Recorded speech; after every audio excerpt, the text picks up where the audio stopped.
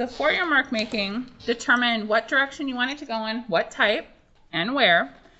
And then I'm looking at, okay, this part is really, really light, so looking more at this part of my value map.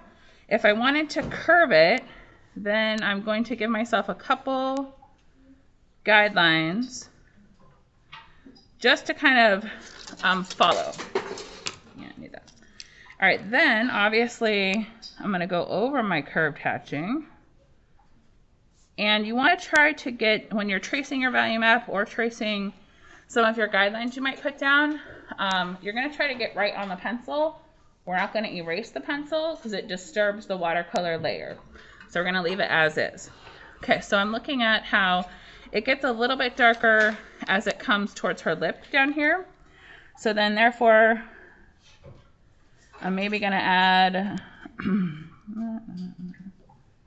one in between to start building up my value.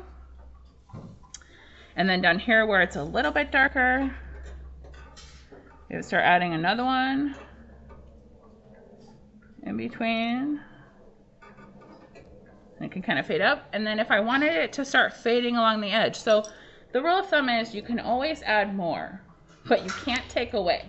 So maybe I would just leave that alone until I did this part and then decide, do I need to go back and add more, or is it good as is? If I wanted to start having it fade out, so maybe along this edge I wanted it to start getting darker, I could do a couple of things. I could do little dots fading out, so I'm layering my mark making. Or I can start adding in a couple little half curved hatches in the in-betweens. And then where I want it to get a lot darker, like probably along here, I want it to get even darker.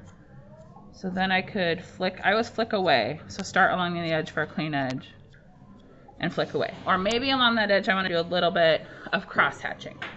So if you're going to do horizontal or vertical line, then I would give myself a couple of guidelines with the ruler. So I'm going to try out vertical on the forehead and just kind of see what it looks like. And this is the one to make mistakes on and kind of practice what you think you might want to do. So I am going to use my ruler, line it up at the top of my paper, looking to make sure it looks vertical enough. I'm going to go right over my value map because I'm going to use all vertical line on the forehead, just more or less in the certain areas. So then I could just trace that ruler. Give myself a couple. Okay. So I'm using that as a guideline, but it would take way too long. I mean, maybe on your final draft you'd want to do this, but it would take way too long to draw every single line with the ruler. Like, we don't have that kind of time. We're busy people.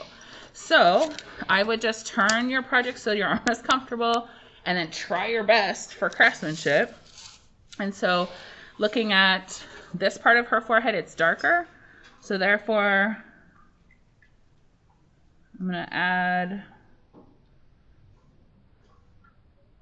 more, and I could always go back and add more, but I can't take away. So I just use this as a guide. And so then maybe here they're a little bit bigger or more spaced. And then when I get to this area, perhaps I do want to continue some of them down.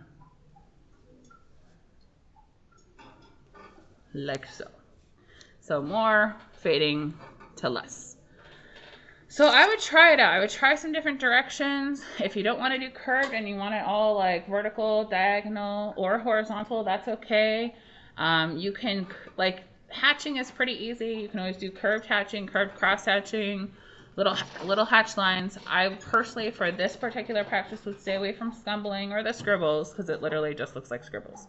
And if you're not quite sure, we can take a look and brainstorm together on what you would want to add to this one.